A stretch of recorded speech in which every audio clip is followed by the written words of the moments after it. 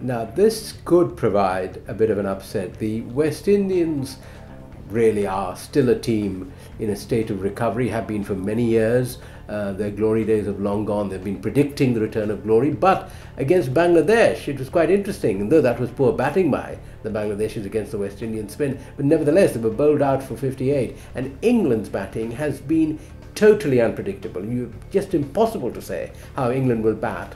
They could start very well, then collapse altogether. And I think this could be a very, very tight match. It depends a lot on the English bowling and the fielding. The bowling has been poor. Anderson particularly, the way he finished the match off against Bangladesh, where he virtually gifted them a victory, was very, very sobering for any England supporter. And I have the feeling that England, having expended so much energy, emotional and physical, in winning the Ashes, really have not recovered from that fantastic experience. And I'm not sure that they have enough in them to carry forward. So this could still be a bit of a toss-up. If England lose, of course, they're out of the tournament. And England is beginning to acquire a reputation that while they're giving the paying public everything they want and more, they might leave the tournament by being the new Pakistan. You never know which England is going to turn up.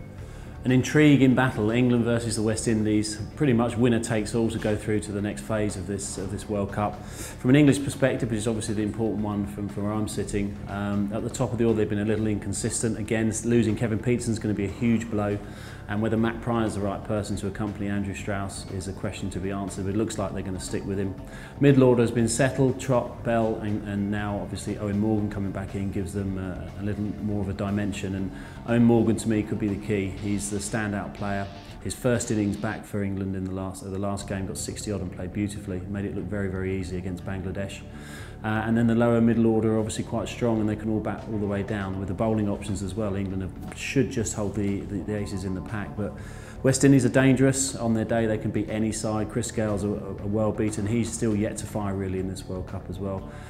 With Ramesh Sarwan in there, with other match winners as well, West Indies have got a chance, but I'm going to go for England. From a bowling perspective for England, there's obviously been one disappointment so far in this World Cup, which is something that was unpredicted by many quarters, has been the form of James Anderson. He has struggled, which is a real surprise because his white ball record for England is excellent, and he was the one that England were going to bank on so far in this World Cup. But it could be time to try to throw Chris Tremlett in. Whether England will be that brave is a decision for Andrew Strauss and Andrew Flower to make, but it could well be time to leave Jimmy Anderson out and give him a rest and hope he's all right. If England get through this game, make sure he's back for the later stages. But the rest of the attack is pretty much settled. Ajmal Shahzad did well in the last game. Graham Swan's a must. And Tim Bresnan has been fantastic. He's probably been the best seamer. So the big decision is Jimmy Anderson or Chris Tremlett, and I think they'll go with Chris Tremlett.